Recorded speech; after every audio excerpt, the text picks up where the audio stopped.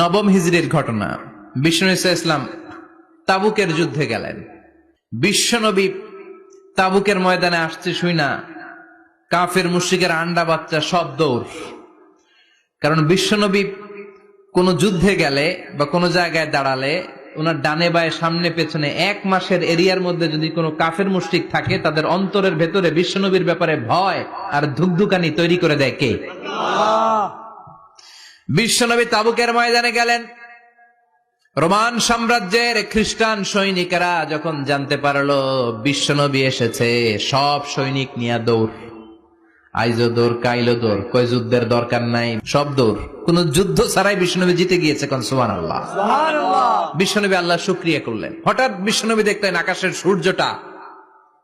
সূর্যের আলো ক্ষীণ হতে শুরু করেছে, কমতে শুরু করেছে। তিনি খেয়াল করে দেখলেন এর কারণ সাইয়েদনা জিব্রাইল বিশাল ফেরেশতাদের বহন নিয়ে পৃথিবীতে নেমে আসছেন। পড়েন সুবহানাল্লাহ।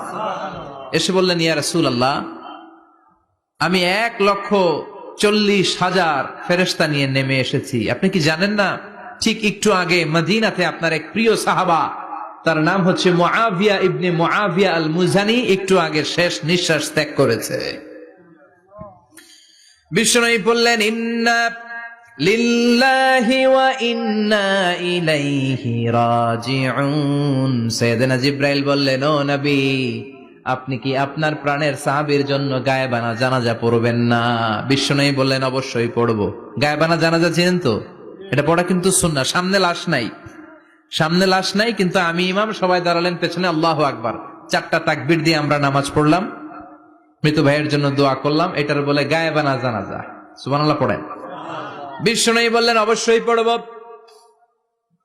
সাহাবীদের মধ্যে ঘোষণা দিলেন, ও সাহাবারা, তোমাদের ভাই মুআবিয়া ইবনে মুআবিয়া আল মুজানি কিছুক্ষণ আগে মদিনাতে ইন্তেকাল করেছে।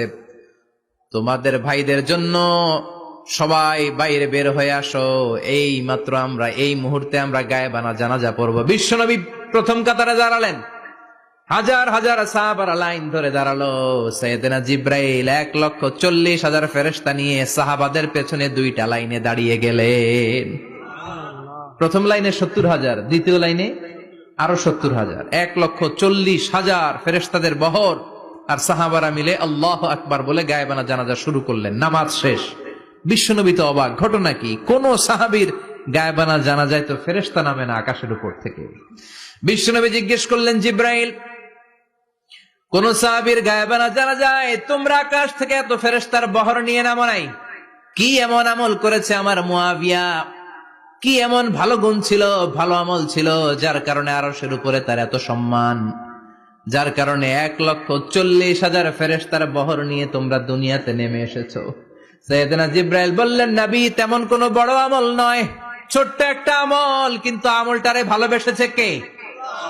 আপনার এই প্রিয় সাহাবী হাঁটতে বসতে চলতে ফিরিতে সব সময় পড়তো, কুল হুয়াল্লাহু আহাদ আল্লাহুস সামাদ লাম ইয়ালিদ ওয়া লাম ইউলাদ ওয়া লাম ইয়াকুল লাহু কুফুয়ান আহাদ। পড়েন আল্লাহু আকবার। আল্লাহু আকবার। এজন্য বেশি বেশি সূরাতুল ইখলাস তেলাওয়াত করতে রাজি আছেন তো?